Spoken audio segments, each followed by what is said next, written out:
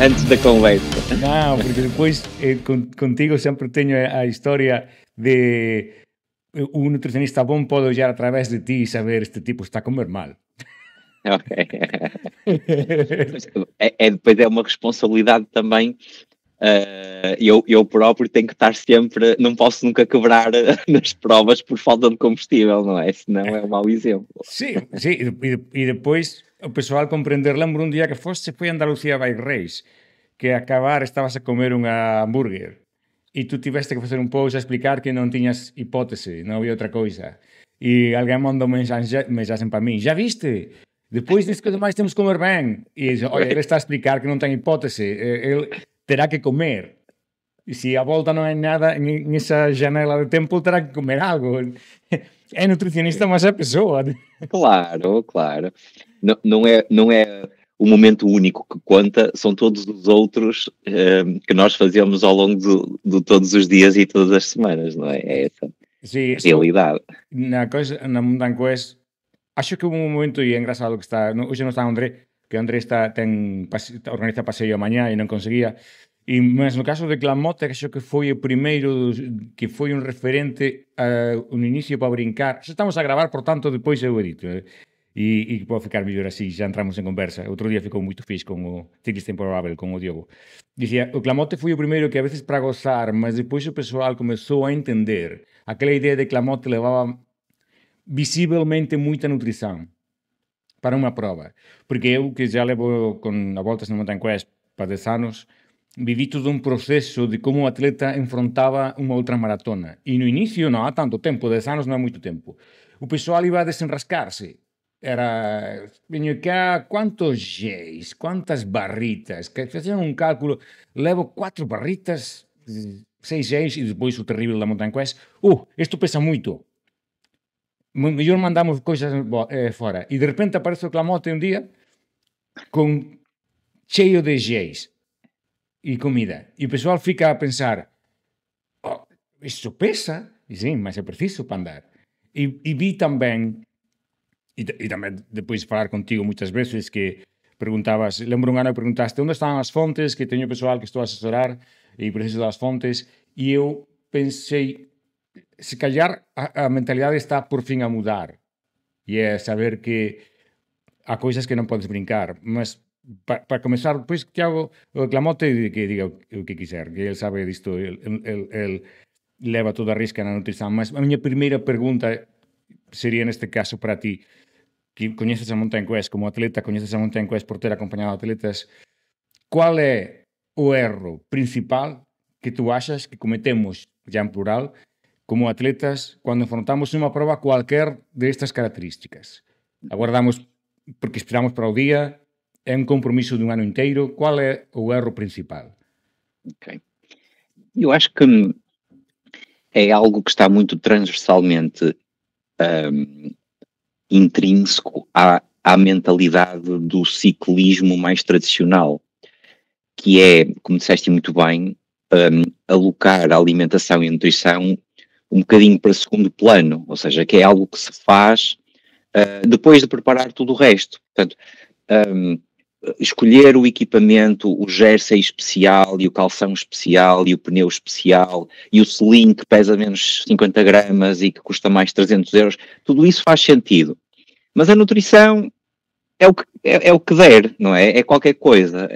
Um gel se custa 2 euros em vez de custar não vale a pena porque é muito caro. Ou seja, aqui a importância relativa que culturalmente existe no ciclismo em relação à nutrição, culturalmente não é muito valorizável. Portanto, é algo que tem vindo a mudar, efetivamente.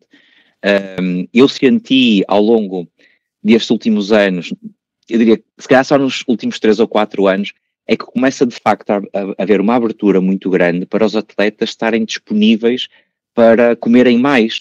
E isto acontece não só no caso do Clamote, que também fizemos este trabalho de aumentar a quantidade de hidratos de carbono, aumentar os géis e tudo isso, mas muito por causa no World Tour, nos atletas profissionais, que começam a partilhar nas redes sociais aquilo que estão a fazer, não é? As 100 gramas de hidratos de carbono, as 120 gramas de hidratos de carbono. E isto desperta na consciência global dos atletas, se calhar realmente isto tem mesmo que ser feito. Porque nos primeiros anos, eu já trabalho na nutrição desportiva há muitos anos, mas nos primeiros anos os atletas de ciclismo, principalmente ciclismo de estrada, quase que era um ponto de honra fazer 4 horas à água, não é? E quase que quem comesse quem fizesse os treinos sem comer é que era o maior, não é? Portanto, e como temos esta dualidade de termos que comer bastante, porque é um desporto bastante exigente, mas também temos que ser muito leves, porque a relação peso-potência é determinante, cria aqui um conflito que, por falta de conhecimento no passado, introduziu esta mentalidade. Todos nós nos lembramos do Froome, no dia de descanso do Tour, a mostrar um pequeno almoço sem hidratos de carbono, uma coisa muito... Portanto, é essa mentalidade que, por vezes, persiste. E depois o que é engraçado é que acontece aquilo que me disseste. Eu posso estar durante o dia todo, durante a semana toda, a alimentar-me direitinho, mas há um dia que não tive hipótese, tive que comer o hambúrguer. Assim como há centenas e centenas e milhares de atletas profissionais que fazem toda a nutrição certinha, e há um que não faz, mas esse é que é o maior, não é?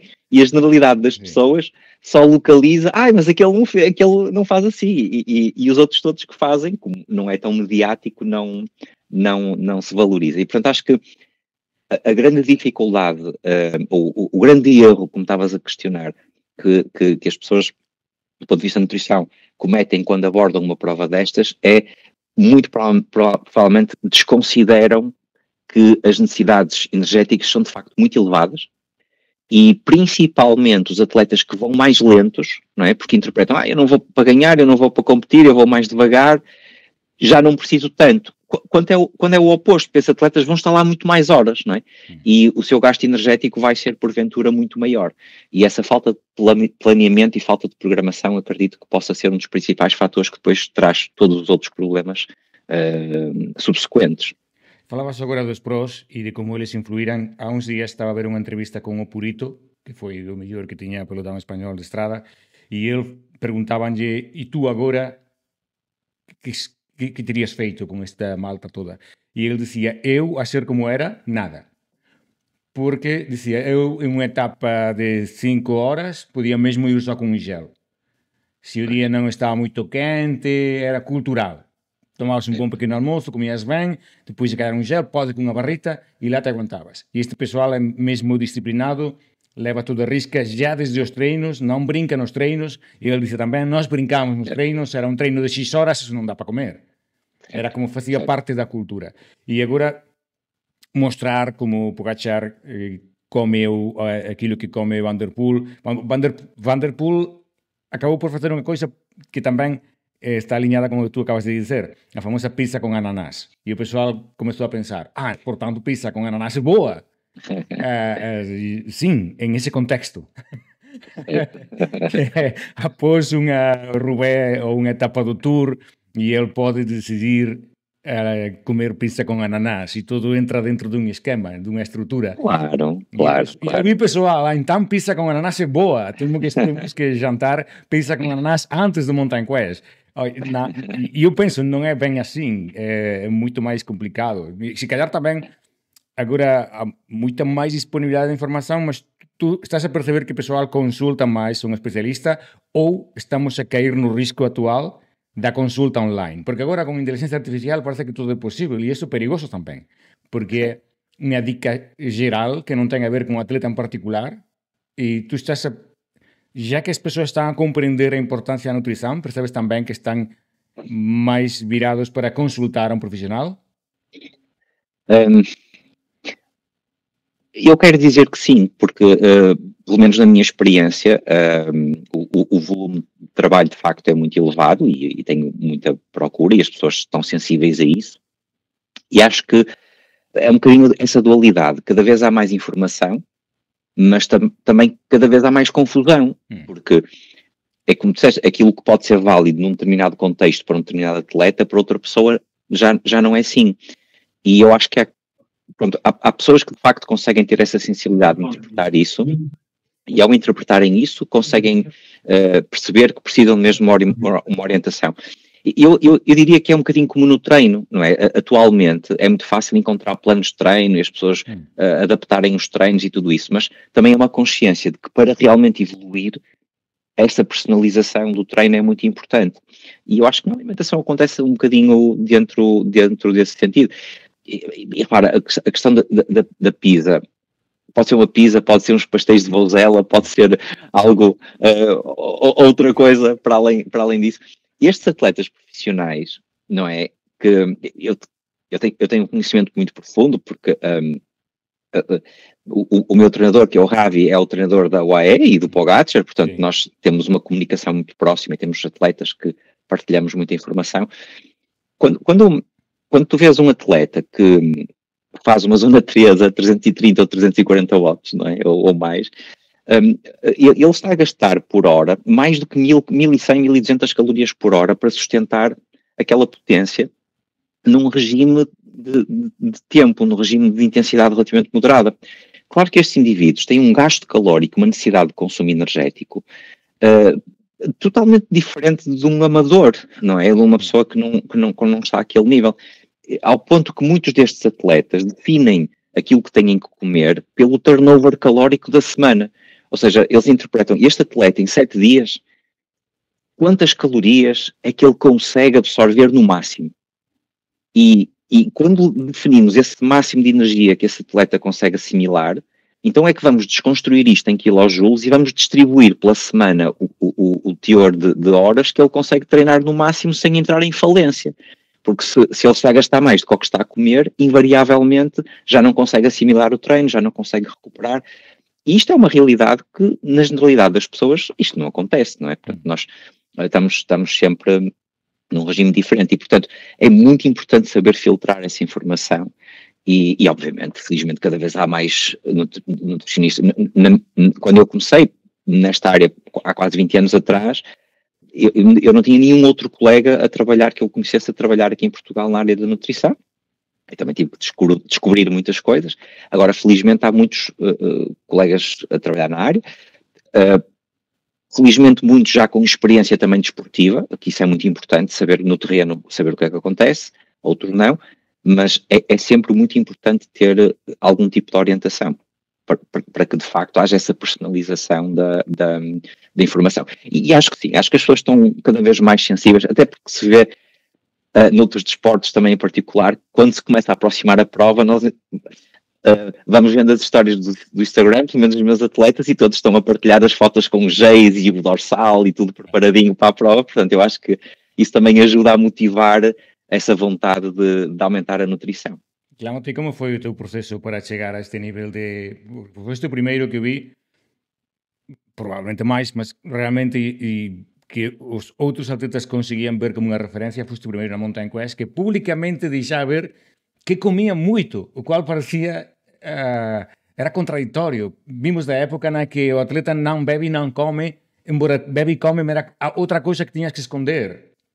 Só que o problema era que cando non bebías e non comías tiñas que esconder, por tanto tiñas que deixar moita nutrición no hotel. E Calmote foi o primeiro que públicamente mostrou: eu como moito, bebo moito. Lembro unha conversa comigo antes dun Iron Bike en Italia en 2019, si foi en 2019, que ele dicíame: tens que lembrar isto como un mantra, iso electrolyte. Ficou aquilo na miña memoria.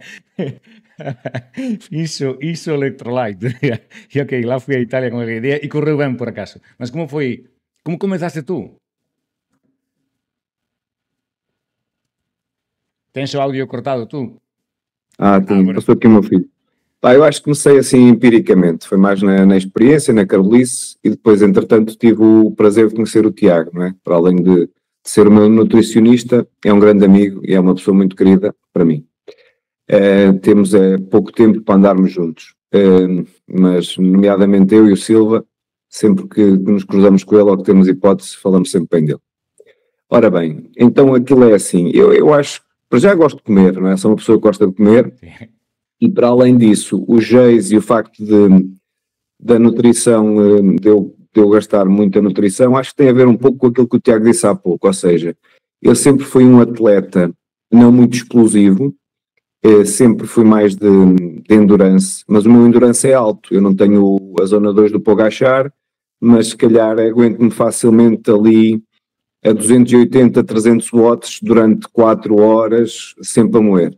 E se calhar isso vai fazer com que eu tenha muitas necessidades calóricas, porque eu não tenho picos, não tenho aquela zona que vou mais baixo e vou mais alto, eu vou sempre ali, sempre naquele regime alto, pronto. E daí o segredo de eu conseguir fazer essas ultramaratonas e ter relativamente bons resultados. Pronto, e se calhar daí é que vem a minha necessidade de estar sempre alimentada, ou seja, eu não gosto de sentir quebras, não posso sentir fome, eu sei que tenho aquele regime de 20 em 20 minutos, depende dos jeitos que nós usamos, e sei que X e X tempo tenho que colocar. Curiosamente, depois disso, e agora à moda da atualidade, e depois com as consultas com o Tiago, fui aprendendo isso, não é? Porque imagina, inicialmente, vou fugir um bocadinho do tema que me disseste, mas para tentar fazer aqui um cronograma mais ou menos desde o início.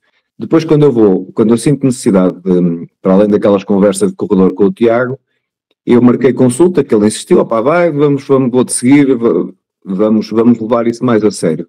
Marquei consulta e o que é que inicialmente uma pessoa tem no nutricionista? Ele faz um plano alimentar, nomeadamente se queremos ser hipo ou isocalórico, e vamos ali ver depois, as pessoas depois disso pensam se querem perder gordura, se é preciso aumentar a massa muscular, tudo isso é estruturado. Pronto. E a partir daí é que depois vamos evoluindo de acordo com os objetivos. E o Tiago, e por isso é que isto não pode ser muito subjetivo e tem que haver consultas e tem que haver seguimento. Não quer dizer que seja 12 meses por ano, mas provavelmente antes de uma prova mais importante, 2 a 3 consultas, se calhar no início da época e antes do tal objetivo. Porquê? Porque eu, por exemplo, sempre tive a ideia que tinha que emagrecer. Eu dizia ao Tiago, pá, quero estar com X quilos. E o Tiago dizia-me assim, pá, olha, tu, o metabolismo que tens e a massa muscular que tens, não vais conseguir baixar muito disto, porque se baixas disto vais estar em subrendimento. Então, qual é a opção? A opção é comer para os meus 71 quilos em pico de forma, por exemplo. Pronto, eu tenho que alimentar aqueles cavalos, aqueles músculos. E basicamente é esse ensino estruturado que nós temos no nutricionista.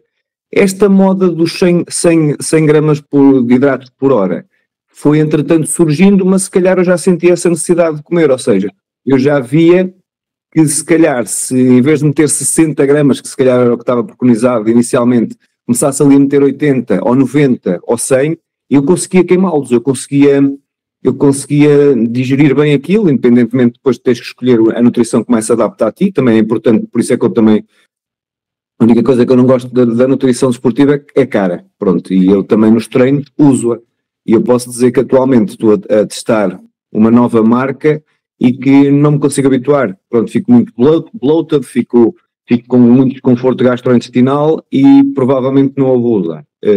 Entretanto, vou continuar a usar o que fazia antes, pronto. E depois, atenção, aqui até uma dose a mais de sais num bidão de 750 pode ser um fator que vai prejudicar. Pronto, basicamente é isso. Não quero fugir ao teu tema, foi sempre senti a necessidade de comer, pelos regimes em que andava, se eu não comesse eu quebrava, e acho que o segredo é, pelo aconselhamento que o Tiago me deu e o facto dele me tranquilizar nesse sentido e dizer-me, olha, não andes a inventar, estás bem como estás, eu tenho mantido assim há décadas. E pronto, é esse acompanhamento, não é um processo que seja fácil, é um processo perfeitamente normal, sobretudo numa fase inicial em que tu vês que as quantidades que comes são perfeitamente adequadas, em que depois tens que aprender o que é 4 calorias de um hidrato ou de uma proteína e as 9 calorias de uma gordura, e que depois tens que saber gerir isso, saber gerir o tipo de alimentos e as horas em que os podes comer, e se estás num regime ISO, num regime hipo, e depois às vezes o nutricionista é preciso, quando eu lhe ligo às vezes ou mando uma mensagem, dizer, pá, estou cheio da fome, pá, estou cheio de frio, e ele, então mas tu já te agasalhaste e já bebeste um chá quente? Epá, não, mas eu estou cheio de fome, olha que isso não é fome, olha que isso não é fome. Cenas assim de género. Eu nisso quería apontar 2 cousas que eu teño e vou facer, porque para além disso agora veño de ter outra vez problemas estomacais que, por sorte, non deran nada serio, e há tempo que falo con Almeida, como se decía, Almeida Clamote. Há anos que estou dicindo, devo te visitar, tens que me educar nesta historia, porque sou un mau exemplo, e eu ainda sou mesmo old school, de estar moitas horas sen comer, faço unha saída da serra a 6 horas, podes comer un gel, se teño un gel, ou unha quebra, iso non bate certo. Mas depois há persoas que facen isto e cando queren mudar, fican a seguir modas perigosas. O outro día estaba a ler un artigo que dicían cual era o segredo de Van der Poel. E eu pensei, o artigo é espectacular, gosto moito disto e vou gostar de perguntar ao Tiago Almeida, mas o problema é que há persoas que poden ver isto e dizer, vou facer a mesma historia, que era que Van der Poel, a chave, non é só a súa cualidade técnica que ten, a súa cualidade como ciclista, que é espectacular, mas que o seu organismo naturalmente consegue, o que ese artigo pode ser un exagero, mas era o que dicía, consegue desde sempre ingerir moito máis do que 100 gramas,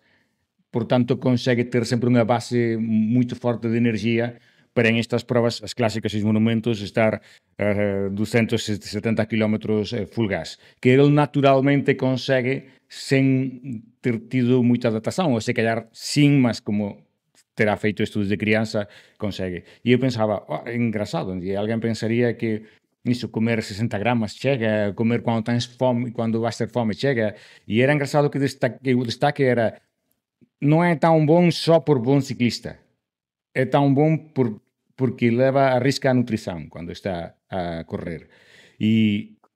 Mas tamén ten ese risco, quería preguntar, porque imaginemos que eu quero chegar a ese nivel de comer 110 gramas, que dicían, acho que era. Iso tamén é un período de adaptación, imagino eu, e non todos temos organismo para atingir ese nivel. Se calhar non conseguimos, non é? Correto. Mas, repara, aqui, isto divide-se em várias questões, não é? Porque, em primeiro lugar, aquilo que é a funcionalidade e a fisiologia do nosso corpo durante um período de prova não é algo totalmente diferente daquilo que nós fazemos nos treinos e nomeadamente no dia-a-dia. E, portanto, repara no caso que tu disseste, se tu fazes muitas horas de jejum no teu dia-a-dia, não te alimentas de uma forma correta ou adequada no teu dia-a-dia, tu não estás a treinar no teu organismo 24 horas por dia processos fisiológicos, digestivos, de absorção e de funcionamento da insulina, da glicemia. Tu estás a contrariar aquilo que depois supostamente nós teremos que fazer numa prova, que é comer frequentemente a quantidade de hidratos de carbono. E, portanto, a preparação nutricional para uma prova começa no dia-a-dia, nas escolhas que nós fazemos, no pequeno almoço, no meio da manhã, no almoço. E eu tenho imensas situações de atletas que são muito cuidadosos no dia de prova e fazem aquilo tudo direitinho, mas não têm bons resultados porque nunca se preocuparem em organizar a alimentação do dia-a-dia, a nutrição pós-treinos, a recuperação dos treinos. E aí é que se faz o trabalho, essa é que é a base de tudo. O que depois vai acontecer na prova é simplesmente uma repetição de todas estas estratégias. É simples o que vai acontecer na prova, não é? É quase como tu não vais estrear um selinho novo, XPTO, no dia de prova, e enquanto estás a treinar com um selinho velho e que não tem sustentabilidade. Portanto, estas coisas têm que ser treinadas antecipadamente. E, de facto, como o Clamote disse, não é fácil, porque estes produtos também são muito caros, não é? E cada vez mais. E há muita amplitude de gamas de produtos, e aqueles que são bons são realmente bastante caros, não é? A grama por hidrato de carbono fica muito cara em determinadas marcas, não é? E isso, claro que nós não temos a habilidade ou as condições de um atleta profissional que é patrocinado para ter tudo aquilo que se disponibiliza para todos os treinos. Então nós temos que ter estratégias alimentares para ir de encontro a isso e para treinar o corpo para que tudo funcione depois.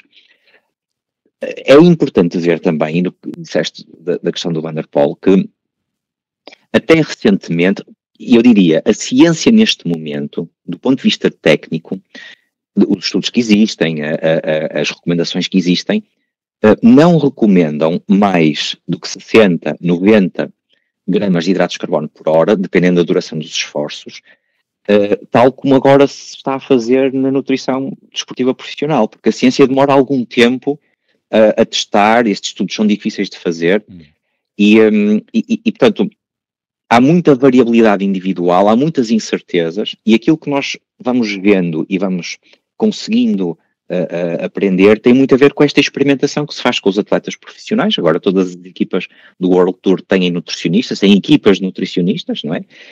De contacto com vários deles, e como disse, com muitos atletas que fazem este processo, e aquilo que eles fazem na prova o Van der Poel vai fazer 120, 130 gramas de hidratos de carbono a fazer aquela potência durante aquela hora, não tenhas dúvidas que ele fez no treino exatamente o mesmo registro, ele só está a replicar aquilo que ele treinou. E aquilo que nós vamos verificando, poderia ser discutível, pensarmos assim, repara, se eu tenho uma mulher que mede 1,5 m e tem um limiar anaeróbio, um limiar de lactato nos 190 watts, ou tenho um indivíduo que mede 2 metros e tem um limiar nos 300 watts, mas tem a mesma relação peso-potência, para efeitos de comparação, não seria de esperar que este indivíduo maior, com um intestino mais comprido, precisasse de mais energia e mais calorias, não é? do que aquela... Não seria de esperar que ele precisasse de mais hidratos de carbono do que a atleta mais pequena. E são reflexões que nós temos vindo a fazer no curso do tempo. E aquilo que é interessante ver é que a relação da necessidade de hidratos de carbono por hora está muito relacionada com a potência efetiva que o atleta debita. Não tem a ver com a altura, não tem a ver com o sexo, não tem a ver com a idade, terá muito mais a ver com a potência efetiva. E por isso é que o Clamott dizia que eu como ando sempre a 280, 300 watts, eu sinto necessidade de comer mais. E o nosso corpo reage muito a isso. Há quase uma relação que parece acontecer que quanto mais nós estamos a puxar energia, mais o intestino absorve. E essa limitação de absorção de hidratos de carbono é muito relacionável às necessidades energéticas que o atleta está a ter. E portanto, nem todos temos que fazer 120 gramas de hidratos de carbono, alguns se calhar até têm que fazer 140, e alguns só precisam de fazer 80 ou 90. E isto é muito individual, ok? Varia muito com a pessoa e varia muito com o tipo de treino que a pessoa está a fazer e a intensidade que a pessoa está a fazer. E, portanto, há pessoas que geneticamente têm a melhor habilidade para isto, como para a performance física. Eu recordo assim, só uma parte, a primeira vez que o Pogačar ganhou o campeonato do mundo, eu liguei logo ao Ravi e dei-lhe os parabéns por ele, como treinador, também ser campeão do mundo, e ele muito humildemente disse, obrigado, mas o mérito não é meu. Qualquer treinador que treinasse este atleta ia ter um grande resultado, porque de facto há indivíduos que geneticamente têm características que são extraordinárias, e essa habilidade de utilizar energia e usar combustível é uma habilidade que nem toda a gente tem. É treinável, de facto, mas há limites. Comemos mal, portanto, suplementamos mal quando treinamos e quando competimos, e unha vez eu vi a Clamote, imagino que despois falar contigo, que decíame, e comemos moito quando non estamos a treinar ou a competir. E eu entendía, comer moito é para ter enerxía. Eu dicía, non, trátase de comer o que toca e de cualidade. Non andar a comer moito, por aquela teoría tamén, bella teoría de a comer moito para ter forza. Non, e ele dicía, non, estás a comer demais. E outra nota que máis que tiña que facer outra coisa para preguntar ao Almeida, que é o que é comer ben, mas sen comer moito, e a manter igualmente nos día a día o noso nível de enerxía. Aquela escena de comer 5 veces por día, 3 veces por día, o que é realmente a ciencia disso, onde nós podemos mudar a nosa vida? Isto é muito complexo, não é? Há muitos fatores, porque, repara, depende das necessidades individuais, dos horários das pessoas, dos trabalhos que fazem, enfim, é muito complexo, mas... Tens que ir à consulta. Não, agora estou para que o pessoal também compreenda a responsabilidade prévia. Às vezes, a frustração de um nutricionista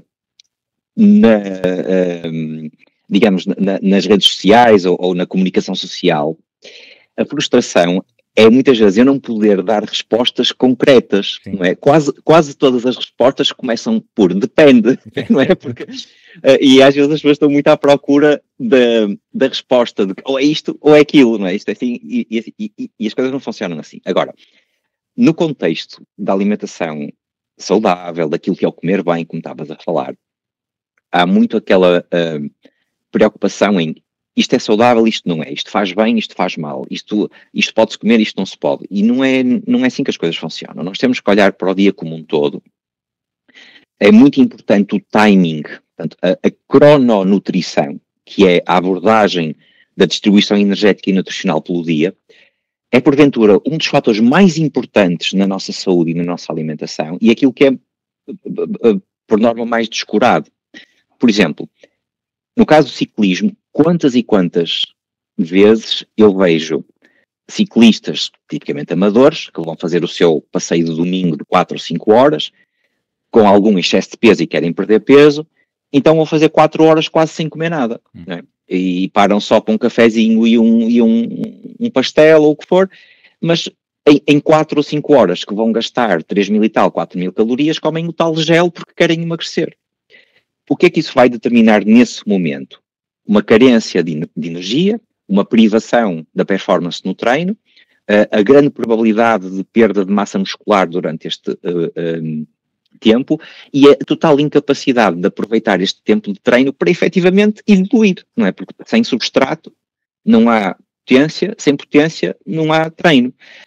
Para depois chegar à hora do almoço, agora que já gastei estas calorias todas, já tenho direito a extravasar. Sim. E muito rapidamente se comem ali 3, 4 mil calorias, porque se pode, só que nesse momento, portanto, naquele momento faltou, fez falta. Aqui é em excesso. E o que é que o nosso corpo faz quando tem calorias em excesso? Acumula tudo em termos de reservas de gordura, não é? Portanto, ou seja, isto é absolutamente contrário àquilo que deveria acontecer, não é? Nós deveríamos ter um pequeno almoço equilibrado, devemos ter uma grande ingestão energética onde ela é precisa para treinar com força, não é? Para aproveitar bem aquele investimento de horas de treino e investimento de expectativa e chegar ao almoço sem fome, o que significa que não houve carências, e comer adequadamente à reposição que é preciso e entrar no dia normal. Portanto, e este conceito de periodização nutricional, que é periodizar a entrada energética e nutricional para quando é preciso e controlar para quando não é preciso, é muito mais eficaz e faz muito mais diferença do que a refeição do bolo, ou a refeição do hambúrguer, ou do pastel de rosella, que na sua unidade e ocasião acaba por não ter impacto absolutamente nenhum, né? Portanto, é um bocadinho mais esta estrutura de base que tem que ser trabalhada. Aquelas pessoas que chegam a casa e vão ver o Strava, 4.000 calorias, vamos comer. Não, mas eu não sei se vocês são os dois atletas também. E eu, para além do facto de não comer no treino me prejudicar em termos de rendimento no treino, eu acho que todos nós temos esta sensação e é uma questão de sermos sensatos e sermos verdadeiros. O pessoal que faz isso, e nós também se calhar já alguma vez na vida o tentámos fazer um treino de 4 horas, estar com um déficit de 2.500 a 3.000 calorias e tentar comer o mínimo possível durante o treino, chegamos a casa cheios de fome e depois devoramos tudo o que nos aparece, nós até tentamos e metemos ali qualquer coisita, não sei o quê. Por isso, imaginem, num treino de 3.000 calorias, queimamos 3.000 calorias, se eu ingerir o tal pastel de rosella, 200 calorias ou 250, se eu comer mais um gelo, mesmo que eu ingira 1.000 nunca calorias... Nunca chegas lá. Nós nunca, ficamos sempre em déficit calórico. É isso. O pessoal que faz isso só se está a prejudicar. Claramente. Eu lembro o caso de um atleta de estrada profissional, que se digo o nome saberiam, mas não vou dizer por aquilo não desvelar, que ele contava que nos tempos nos que andava na Volta a Espanha, a Tour de Francia, faziam uma coisa típica que aconsellaban os treinadores e as equipas que non tiñan nutricionista naquela época, que era treino longo, a comer o mínimo posible, chegaban cheios de fome a casa e comían alface. Muita alface e muita água. E depois comiam água. Alface não tem nada. O Tiago Almeida, nutricionista, diz que aquilo é 90% de água. Claro, mas por causa dele que eu quase deixei de comer alface. Eles diziam que era por ficar cheios, por enganar o estômago, porque tinham essa ansiedade. E eu pensava... Olha, ficam hidratados com água, não há eletrólitos. Por isso é que tu vês... Há dias vi um podcast muito interessante com o diretor de performance da antiga equipa da Sky, portanto, agora que é da OAE, em que ele referia que precisamente um dos grandes aspectos que fez avançar o ciclismo nos últimos anos foi a nutrição. Não só o conhecimento, mas a disponibilidade dos produtos, porque estes produtos também não existiam com a frequência que existe agora. E é por isso que nós vemos o rendimento dos ciclistas do World Tour aumentar progressivamente, não é? Porque tu no passado tinhas uma equipa que levava um contador ou um Froome até à subida e depois ele fazia aquilo que tinha a fazer, mas tu agora vês um Pogacar que começa com aquela... Logo no início já estão todos a dar gás, não é? E por isso é que os tempos recordes das subidas estão a ser todos batidos. E isto é muito por via do acesso, obviamente, melhorias no treino, mas muito pelo acesso à informação e o acesso à nutrição. Porque e também por isso, era o que eu ia dizer, tu vês agora atletas que estão 12 meses do ano com uma oscilação de 1 kg a 1,5 kg e estão constantemente a fazer provas e a época é super prolongada e estão sempre em alto rendimento. Sim. E no passado vias atletas que paravam 15 dias ou um mês quase sem treinar e engordavam 10 ou 12 quilos e depois entravam na fase de ok, agora vamos estar aqui um mês a treinar a água que é para baixar estes 10 ou 12 quilos rapidamente. Obviamente que depois as coisas não funcionavam, não é? Vias riscos de fraturas ósseas logo a aumentar muito mais, porque sem nutrição nós também debelamos o nosso corpo, o tempo útil de vida dos ciclistas e a capacidade de manter o rendimento durante todo o ano era muito menor. Portanto, a realidade agora é totalmente diferente, mas acredito que essa resistência passada, principalmente eu acompanho muitos jovens ciclistas, 14, 15, 16, 17 anos, que já eles próprios me perguntam isto é suficiente ou ainda tem que comer mais? Ou seja, já há uma cultura um bocadinho contrária, não é? Felizmente. Sim, eu também lembro acabas tu de dizer agora, aquela história típica do profissional de acabava a época engordar 8 quilos, 9 quilos. E conheço casos pessoalmente de pessoas que ganharam grandes coisas, mas no inverno ganhavam 8, 9 quilos. E logo depois passavam na pré-época a perder esses 9 quilos em 3 semanas, se podiam. Fernando, tu sabes o que é que são 25 gramas de pão? Que são? Sabes o que é que são 50 gramas de pão? Que são disso? Acho que isto é uma armadilha. O pão que tu comes de manhã, quanto é que comes pão? Sim. Agora sim, porque descobri que não me faz mal, pensava que sim, mas não. Quanto é que pesa o pão que tu comes? Nunca pensei. Sabe? Eu sei, eu olho para a comida, há um antes das consultas do Tiago e há um depois. Eu decorei os planos todos, sei tudo. Agora, se eu não cumpro, o problema é meu. Mas existe esse culto, e basicamente é isso. Eu sei se estou em regime hipocalórico, isocalórico, se estou em regime de Páscoa ou regime de Natal. e é essa a grande diferença, percebeste? O pessoal às vezes diz, pá, estás muito magro. Eu sei o que é que tenho que fazer. É como no treino, não é? Se o treinador diz assim, olha, pedala mais ou menos forte. E tu dizes, mas isso é o quê? Não é? Sim, é mais ou menos forte, não é? Portanto, é que tem que haver uma definição. Pedala esta intensidade, ou esta potência, ou esta frequência cardíaca, ou com esta cadência. E na nutrição é um bocadinho a mesma coisa. Quanto é que eu tenho que comer? Tens que comer X gramas disto, X gramas daquilo, X gramas daquele outro. E depois a pessoa aprende, e como o Clamote disse muito bem, faz o sucesso de uma consulta de nutrição é o atleta deixar de precisar de ter a consulta. É a pontualidade de fazermos ajustes e fazermos adaptações, porque a evolução física também acontece, mas é a educação ao atleta, isso é a chave, não é? Para a sustentabilidade. É mais um trabalho formativo. Depois também podemos falar, falámos da nutrição intra-exercício. Eu tenho notado cada vez mais nas provas por etapas, quando fazia, e agora também, imaginem que eu tenho um treino difícil e amanhã tenho outro treino difícil. Eu, para mim, tenho notado muita diferença em fazer uma comparação com nutrição de imediato. Exagerar um bocadinho, nem que seja nas proteínas, 40 gramas de proteínas, 40 de hidratos, ou 40, 60, eu noto muita diferença mesmo no dia a seguir. Se eu descurar isso, imagina, vou tomar banho, chego a casa cansado, se eu for tomar banho e falhar para aí em 40 minutos ou meia hora a nutrição, no dia seguinte já noto diferença. Isso também é muito importante. Às vezes vale mais mamar um gel antes de tomar banho e ir tomar banho.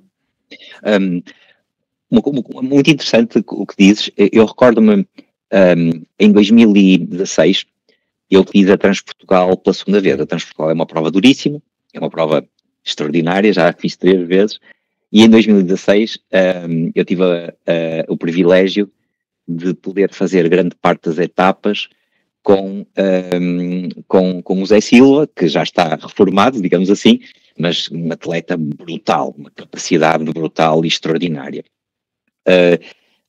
A Transportugal é uma prova por etapas, mas que tem handicap, ou seja, os atletas partem por idade e há um somatório total, é uma prova muito interessante. E, naturalmente, que o Zé, quando conquistava o objetivo do dia, que era ganhar o seu tempo e a sua... Então, era aí que ele nos permitia, aos médios mortais, acompanhá-lo na roda dele, não é? Quando ele rolava a 400 watts a fumar charutos, digamos, nós aproveitávamos e um bocadinho na roda dele. E ele dizia-me assim... falávamos muito disto da nutrição e ele dizia assim, não, quando estou a chegar ao fim das etapas é quando eu já estou a comer o gel a pensar na recuperação para a próxima. E não é, ou seja, a nutrição tem que acabar depois da meta, não é chegar à meta, porque realmente nós temos ali uma janela aproximadamente 45 minutos após o exercício em que a reposição do hidrato de carbono é mais aumentada. Isso interessa-nos para recuperar o glicogênio muscular e começar o processo regenerativo. A proteína tem um bocadinho mais, tem uma janela maior de absorção. Sabemos que até 6 horas ela é absorvida da mesma maneira. Suspeitamos que mais do que 6 horas ela vai ser absorvida também, mas o hidrato de carbono é extremamente importante, é muito mais importante. E, portanto, é fundamental ir terminando os treinos ou terminar as provas com um excedente energético e tentar fazer logo a reposição. Isso no pós e o loading no antes. Não é? Portanto, o carbo loading para as provas é uma estratégia que está muito bem definida e muito bem estudada, mas também é muito importante quando nós temos um treino ambicioso, um treino que vai simular a prova, um treino em que nós queremos ultrapassar-nos ou dar-nos o nosso melhor. Também é útil fazermos um carbo loading no dia anterior, porque isso vai nos ajudar a ter melhor performance e melhor rendimento. Até te ajuda a estruturar as quantidades e mais ou menos, porque há pessoal que exagera, há pessoal, partilho já aqui também uma coisa minha, que se calhar, pronto, às vezes vou-me lembrando aqui de umas coisitas. Às vezes o pessoal pergunta, estás com pernas hoje, vai correr bem? Eu por acaso acho que o melhor indicador que tenho se a prova me vai correr bem, é eu sentir-me bem da parte gastrointestinal. Se eu chego lá, não me sinto timpanizado, não me sinto com ar no intestino, se não me sinto com azia, com qualquer mal-estar, se eu sinto que do pescoço para baixo até ao ânus eu estou confortável, sem problemas gastrointestinais, basicamente o estômago colado às costas, costumo usar esta expressão, eu sei que a prova não vai correr mal, de certeza, só se eu não der mais. Nisso eu queria dizer 2 coisas, até porque não quero tirar ao Tiago Almeida muito tempo aqui, falamos de unha janela de tempo, sei que ten moito traballo e non é...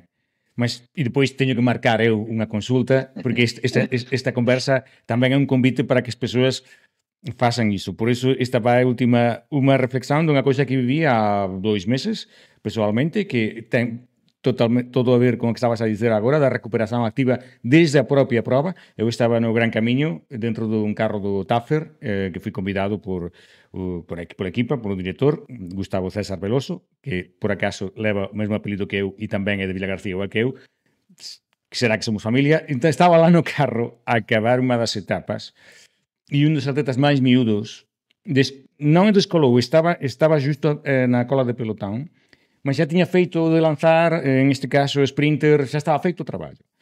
E a orden que daba Gustavo, a falta de 8 km a chegar, que estaba no Porto, era, xa pode descolar, os teus colegas están detrás dunha grupeta, relaxa, come algo xa, e pensa que estes 8 ou 10 km que fican desta etapa é o inicio da recuperación da etapa de mañá. E o miúdo, porque é un dos miúdos de equipa novos, tentaba resistir a esa idea por aquela coisa meritocrática de non posso descolar, estou aquí. E eu volto a repetir, tens que aprender isto. Neste momento, estamos a recuperar para amanhã. E estaba en plena etapa.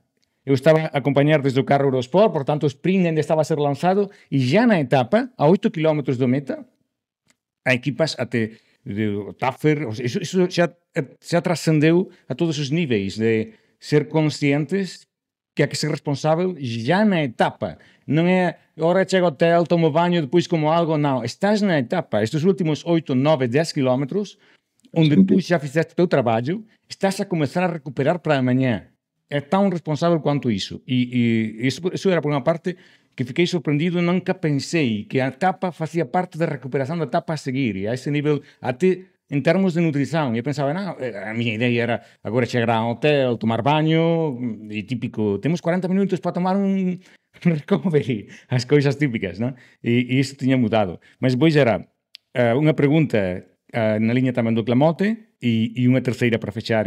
A pergunta que tem a ver com o Clamote é: se alguém se sentir mal do estômago em uma prova tipo Mountain Quest, tipo Ironman, que tu fizeste e conheces bem, uma prova, já não digo por etapas, que poderias ter em teoria tempo no hotel para recuperar, entre aspas, mas uma ultramaratona, se estás a sentir-te mal, que é o pior e o melhor que podes fazer? A nível estomacal. O que é sentir mal, Fernando? Que é o típico desconforto do Vomitar, estômago. diarreia. Diarreia. É típico da Mountain Quest, o mundo fala disso, anda a buscar bananas por as aldeias. Diarreia tem a solução fácil, é pararem, fazerem o que têm a fazer e depois, se não estiverem com vómitos, tentarem beber progressivamente, a solução que lá têm para se hidratarem. É a melhor coisinha que podem fazendo para não entrarem em hipoglicemia. Pronto, e depois seguirem num ritmo lento. Já está perdido e está. Sim. Para tentarem chegar ao fim. Pronto. Também, se for mesmo diarreia, convém terem cuidados de higiene lá nas partes fudengas, porque depois vão ficar todos assados, porque a diarreia pode ser ácida, e ainda vai dificultar mais a progressão da pessoa. Se forem vómitos e diarreia, se forem muitos vómitos, é tentar fazer uma pausa alimentar durante um bocadinho, tentar não meter logo de repente líquidos para aumentar o volume, porque depois poderá provocar novamente o vómito, e é tentar pôr um gel bastante concentrado, devagarinho na boca, ir absorvendo debaixo da língua, e depois seguir até onde ele quiser. Se quiser continuar a fazer a prova até ao fim, vê como é que vai. Se não, é seguir até um próximo ponto de corte ou de apoio. Pronto, vómitos, pausa, açúcar, o gel muito açucarado para ir absorvendo. Basicamente o que ele vai dizer ao organismo é: deixa estar o que está aí dentro, concentra, retém líquidos, não deites fora. Pronto, isto não estando a falar de coisas mais críticas como uma gastroenterite. Se for gastroenterite ele não vai conseguir, ele vai continuar a deitar fora, e aí é tentar pedir ajuda. Pronto, a diarreia é fazer e vai seguindo devagarinho. Pronto, às vezes há exageros que se pagam caros e esse é um deles. Vamos indo, né? E a pergunta que era para Tiago Almeida é, pessoas que nos están a ouvir agora, fizemos un sold out há unhas semanas, portanto temos 400 atletas a pensar, soñar e programar a Mountain Quest. Estamos a falar, están a pensar no peso dos pneus até e todo o resto, e alguén pode estar a pensar agora, estou a tempo de comezar un plano de nutrição responsável. Quanto tempo antes pode uma pessoa começar a preparar uma prova tipo Mountain Quest, Ironman, qualquer uma destas? Quanto mais cedo, melhor, naturalmente, porque, como eu dizia há pouco, a preparação para a prova, no fundo, é a consequência da preparação para o treino, não é? E, portanto, quanto mais cedo o atleta aprender a nutrir-se bem para os treinos, mais usufruir dos treinos e em melhor forma vai chegar à prova. Portanto, quanto mais cedo, melhor. Especificamente para a prova, depende muito do ponto de partida. Ainda hoje, dia 24, tive um atleta que veio hoje à primeira vez à clínica para se preparar para o Mountain Quest, por exemplo. E temos sempre muito, pronto, estamos neste momento com bastante tempo para preparar. Agora, é muito importante também sermos muito conhecedores da prova e sermos muito conhecedores daquilo que efetivamente vai acontecer. Muito conhecedores, como dizias há pouco, que eu te dizia, olha, eu precisava de saber onde é que são as fontes para eu programar as coisas para os meus atletas. E isto porquê? Porque pronto, quem vai num ritmo mais lento e que pretende apenas usufruir da paisagem, em que pode parar e pode levar a mochila e pode levar mais peso, pode interpretar as coisas de uma forma diferente. Mas quem quer ir rápido e leve e a um ritmo intensivo, interessa que leve muito pouco peso, não é? Eu recordo-me, eu oficialmente já participei no Mountain Quest umas 4 ou 5 vezes, não oficialmente, eu já fiz o Mountain Quest para aí 20 vezes. A dada altura da minha vida, há uns 20 anos atrás, que eu tinha alguma disponibilidade, muitas vezes, eu moro mais ou menos a 40 minutos da Amarante, eu simplesmente saía de casa a meio da semana, no final da manhã, ligava na altura ao João Marinho, assim, João, eu vou meter no monte, está atento, se eu precisar de alguma coisa, eu digo-te, né? E eu ia sozinho fazer o percurso, eu nem levava GPS, porque eu já conhecia o percurso, pronto, já o conhecia, não precisava de GPS. E na prova em que eu tive melhor resultado, acho que fiquei em 5º lugar atrás do Silva, salvo erro.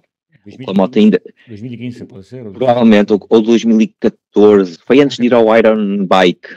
2014, sim. 2014. Acho que o Lamotte ainda não tinha feito nenhuma vez a prova nessa altura.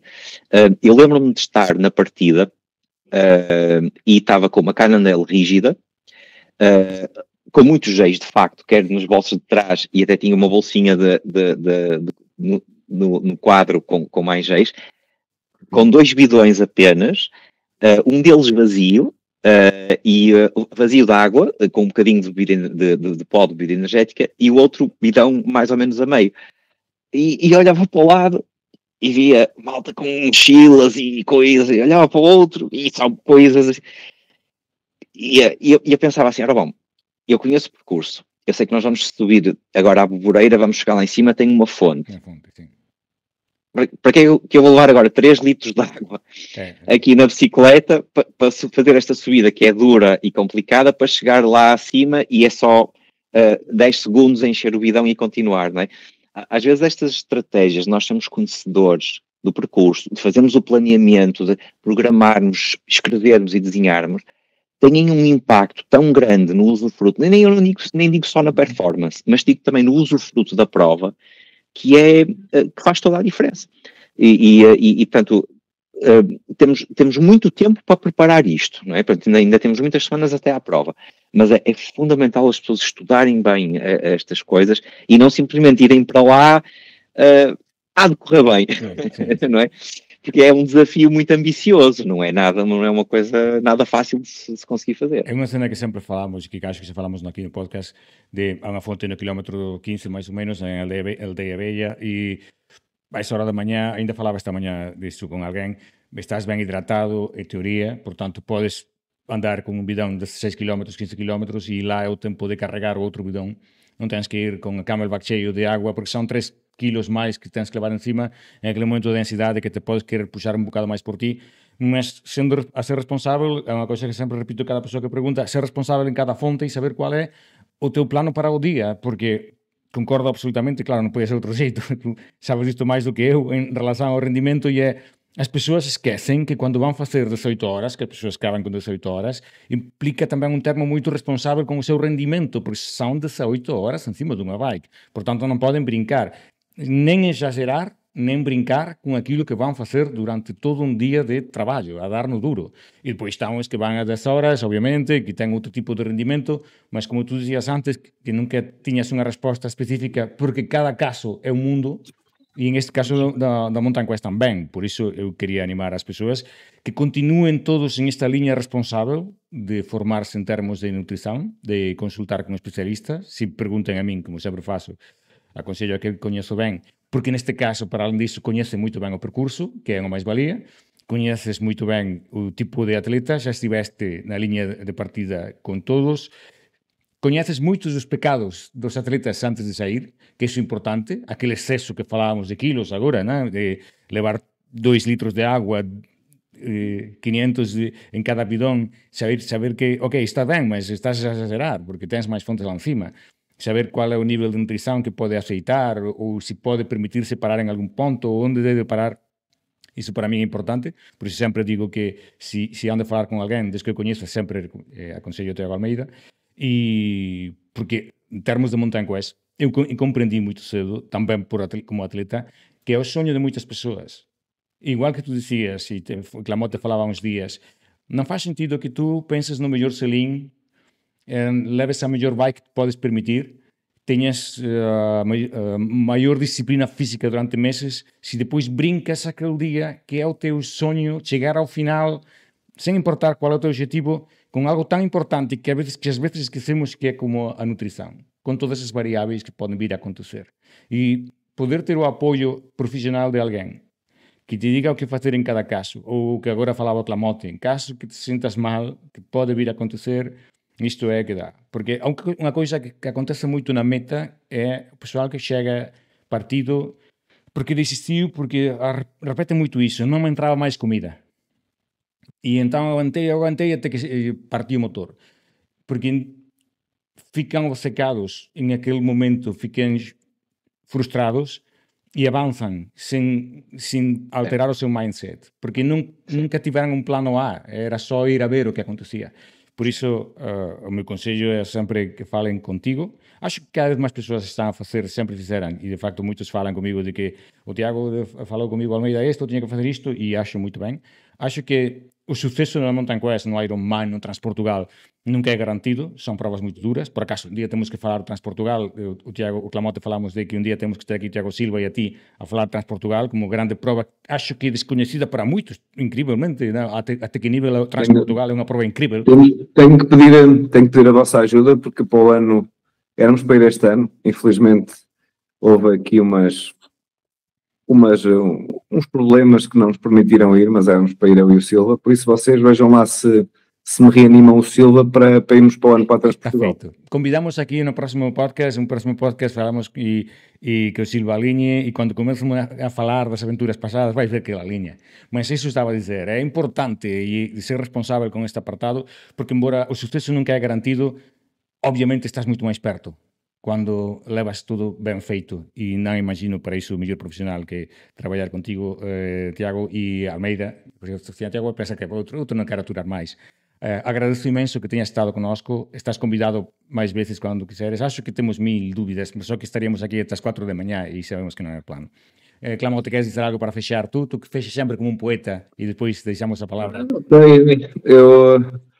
É assim, em relação à nutrição, pronto, o pessoal conhece-me por comer muitos géis e por aí fora, mas eu faço isso com conhecimento científico, não é? Eu tenho um background, tenho o apoio do Tiago, para além de toda a testagem que eu faço da nutrição, eu falo-vos em gramas de hidratos por hora, com o conhecimento técnico de um nutricionista. E o que eu posso dizer em relação ao nutricionista, quem está com medo de ir ao nutricionista, que vai ser difícil e não sei o quê, o Tiago faz-nos um plano de acordo com os alimentos que nós comemos. Eu lembro-me perfeitamente de uma vez dizer, mas eu gosto de manteiga de amendoim, mas agora não podes comer manteiga de amendoim. E depois ele permitiu-me comer à noite 15 gramas de manteiga de amendoim, ou 5, já nem sei. 5 e depois 15. Depende do Páscoa ou Natal, não é? Depende do regime. Pronto, e é isso, a nutrição é divertida, eu acabo por usufruir muito dos sabores, eu sigo alguns amigos e alguns conhecidos do Tiago no Instagram, lembro-me perfeitamente do Fitness Chef, de um cru não sei o quê, também de nutrição desportiva, e basicamente fazem uma sátira e dão-nos conhecimento científico que nos vai mantendo mais capazes de tomar as decisões. Pronto, e basicamente é isso. E é o que o Tiago diz, os melhores pacientes que ele tem são aqueles que basicamente, se calhar em 2 ou 3 consultas, conseguem o objetivo deles e depois cumprem, e depois só precisam de lá ir de vez em quando se realmente tiverem a necessidade. É isso. Sim. Isso é uma coisa que estava a dizer ele agora, né? Que por isso é pedagógico. Um aprende, interioriza e depois faz. E é muito mais simples. Tiago Clamote, quando hoje comentávamos antes de chegar, Tiago Almeida dizia que estás bonito hoje de camisa. E ele dizia-me, é importante que o pessoal saiba que não só sou o tipo que anda de bike. E dizia, comigo acontece, agora estou mais sport porque venho da serra de espreitar o percurso, mas todos temos uma vida para além disso. Quando falo o Tiago Almeida, sempre falamos de um colega, de um atleta, de mais um que está aí, mas queria fechar este podcast a dizer obrigado, doutor Tiago Almeida. O teu conhecimento sempre é uma referência para todos nós, até para aqueles que somos uns cromos que não seguimos a risca, mas que ficamos sempre a ouvir aquilo que nos dizes, e vai ser desta que vou pedir uma hora uma consulta e atenção, Clamote, que vou dar cabo de ti. Eu tinha aqui um coraçãozinho que era para dizer que gosto muito de Tiago Almeida.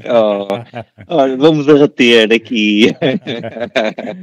Obrigado aos dois, foi Muito obrigado. espectacular. E aguardo que, e sei que todos os que están a ouvir agora van a facer unha Mountain Quest incrível só porque xa non van a esquecer que poden levar xeis e que ten que ter un sentido e que obviamente poden comer pizza con ananás se faz parte da festa do día. Obrigado. É isso, muito obrigado. Tchau, obrigado.